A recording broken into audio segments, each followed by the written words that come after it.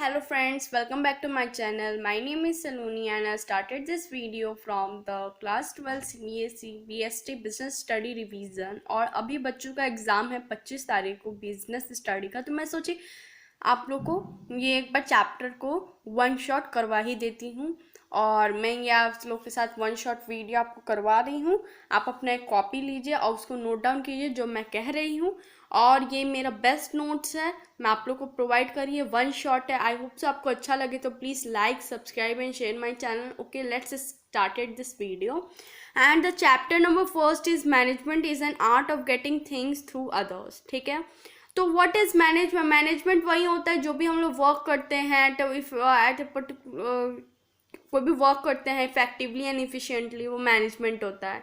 ठीक है, तो अब हम लोग आते हैं करेक्टरिस्टिक फीचर्स ऑफ मैनेजमेंट। तो मैनेजमेंट के बेसिकली हम लोग 5 फीचर्स के बस बात करेंगे, क्योंकि हम लोग को मानती हूँ मेरे को 10 फीचर पता है, 15 फीचर्स पता है, बट हम लोग को बेसिक बस 5 फीचर्स अगर याद रखें तो एग्ज़ाम पॉइंट ऑफ व्यू से बहुत बेनिफिशियल होगा। तो फर्स्ट है मैनेजमेंट, क्या बोलता है, management is a goal oriented process. Management हम लोगों को गोल पूरा करने में मदद करता है। Management is a pervasive, management पूरे यूनिवर्सल में होता है। Management is a continuous process, हमेशा चलता रहता है। Management is a multi dimensional, अलग अलग टास्क परफॉर्म करता है। और management is a intangible asset, जो बेसिकली हमेशा हम लोग को अधिकतर प्रीवियस ईयर क्वेश्चंस में मैंने देखा था, जो एजर्शन रीजन बेस्ड क्वेश्चंस था, इसमें पूछा था मैनेजमेंट कैसा, तो बहुत से एजर्शन रीजन में बोल दिया था management is a tangible asset, but वो गलत था। तो management is a intangible asset. Okay, याद रखिएगा, management is a intangible asset. अब हम लोग बात करते हैं मल्टी डायमेंशनल, अलग अलग टास्क परफॉर्म करता है। तो management basically only 3 task major perform करता है। Management as a people, management as a work, management as a operation. ठीक है, तो मैनेजमेंट एज अ वर्क, वो वर्क कैसे करता है? प्लानिंग, ऑर्गेनाइजिंग और कंट्रोलिंग से। ठीक है, प्लानिंग से प्लान करेगा, फिर उसको ऑर्गेनाइज करेगा और उसको फिर कंट्रोल करेगा। मैनेजमेंट एज अ प्रिंसिपल की बात की जाए तो स्टाफिंग एंड डायरेक्टिंग। ठीक है, तो स्टाफिंग क्या होता है? स्टाफिंग करना। Staffing means staffing word staff से, स्टाफ वर्ड एम्प्लॉय से आया है। ठीक है, और जो डायरेक्टिंग है, डायरेक्ट करना, गाइड करना। ठीक है, और management as a profession, management of operation, sorry, management of operation में 3 चीज़ हम लोग पढ़ेंगे, production, sales and purchase. Management का ये तीनों जो फंक्शन था वो मल्टी डायमेंशनल पार्ट में आता है। अब हम लोग बात करें ऑब्जेक्टिव्स क्या हैं मैनेजमेंट के, मतलब मेन मोटिव्स क्या हैं, तो हम लोग 3 मोटिव्स की तरफ से बात करेंगे। फर्स्ट है organisational motive, second is social object and third है पर्सनल ऑब्जेक्ट। ठीक है, तो हम लोग बात करेंगे। तो फर्स्ट है ऑर्गेनाइजेशनल ऑब्जेक्टिव, तो पूरे ऑर्गेनाइजेशन का ऑब्जेक्टिव होता है। तो बेसिकली आप लोग, ये बेसिक पॉइंट है पूरे, अगर ये पूरे ऑर्गेनाइजेशन का ऑब्जेक्ट है तो बेसिक क्या होगा? सर्वाइवल, बिजनेस का सर्वाइव करना, जिंदा रखना, प्रॉफिट अर्न करना और ग्रोथ, मतलब ग्रोथ करना यानी बढ़ाते रहना उसका।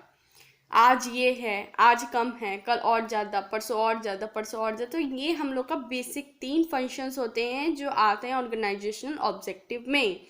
ठीक है, आप लोग को अगर समझ आ रहा हो तो यार प्लीज़ थोड़ा सा लाइक कर दो यार, इतना मेहनत से मैं वीडियो बना रही हूँ आप लोग के लिए, बल्कि मेरा भी खुद इनफैक्ट एग्ज़ाम है, बट मैं सोची कि मैं अपने खुद स्टडी कर रही हूँ तो क्यों ना आप लोग के साथ शेयर करूँ। यार प्लीज़ थोड़ा लाइक करो, सपोर्ट करो।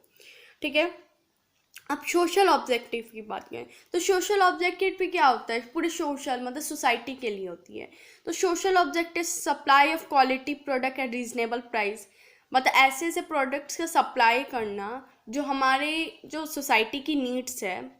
ठीक है, और उसको रीजनेबल प्राइस, ना ज़्यादा कम ना कम, ना ज़्यादा ज़्यादा और ना ज़्यादा कम, मतलब बिल्कुल मीडियम पॉइंट पे उसको सेल करें। ठीक है, क्या कि सब खरीद सकें, लोअर लेवल भी खरीद सकें और अपर लेवल भी खरीद सकें।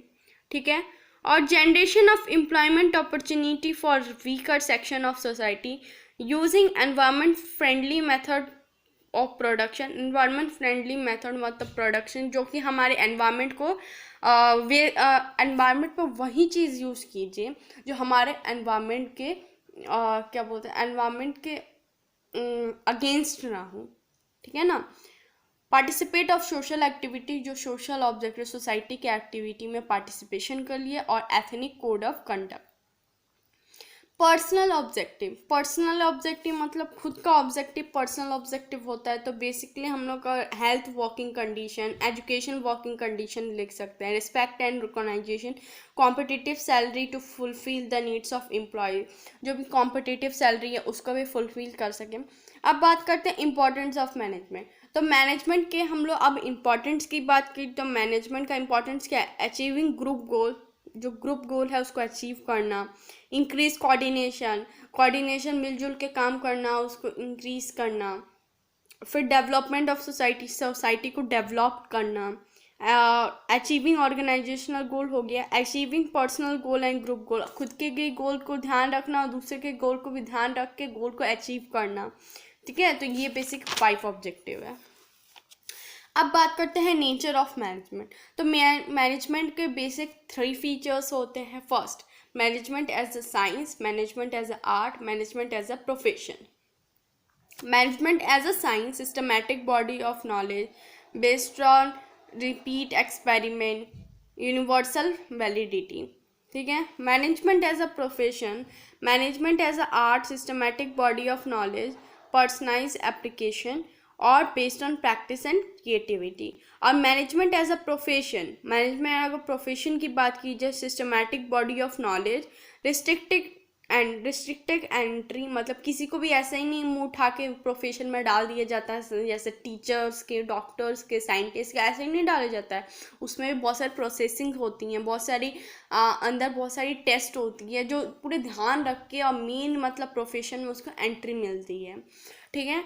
और एथनिक कोड ऑफ कंडक्ट और सर्विस मोटिव, इसका मेन पर्पस होता है सर्विस मोटिव, जो कि ये बेसिकली हम प्रोफेशन देखा जाए तो हमारा टर्शियरी सेक्टर में आता है। अब हम लोग बात करते हैं लेवल ऑफ मैनेजमेंट। आज हम सिर्फ चैप्टर नंबर 1 करेंगे। मैं आप लोग के लिए रात तक जितने वीडियोस मुझसे बन सकते हैं मैं आप लोग के लिए शेयर करूँगी। और अभी ये देखिए, लेवल ऑफ मैनेजमेंट के 3 लेवल होते हैं, top level, middle level and lower level. जो कि टॉप लेवल ऑफ मैनेजमेंट होता है, जिनका मेन पर्पस क्या है, मेन मोटिव है प्लान पॉलिसी बनाना, फिर लोगों को लिए बहुत सारे to create a creativity outside country के लिए बहुत सारा अपॉर्चुनिटी क्रिएट करना। CEO और CEO इसमें आते हैं, बेसिकली बहुत सीनियर जो लेवल होते हैं ना वो इसमें आते हैं। अब हम बात करते हैं middle level of management. Middle level of manage जो बीच में आता है, मिडिल लेवल ऑफ मैनेजमेंट जो होता है टॉप टू लोअर जाता है, मतलब कि ऊपर से नीचे खबर ले जाता है, नीचे का ऊपर। तो ये एज अ मीडिएटर वर्क करता है। जैसे रिक्रूटमेंट ऑफ मीडियम रिक्रूटमेंट जो लाता है वो मिडिल लेवल ऑफ मैनेजमेंट है। और मिडिल लेवल ऑफ मैनेजमेंट का मोटिव है ऑल एम्प्लॉयज़ को टू टेक इंस्ट्रक्शन देना, सारे एम्प्लॉयज़ को जो कि लोअर लेवल हैं, such as all type of managers, ठीक है। जैसे HR management, HR manager, human resources manager etcetera.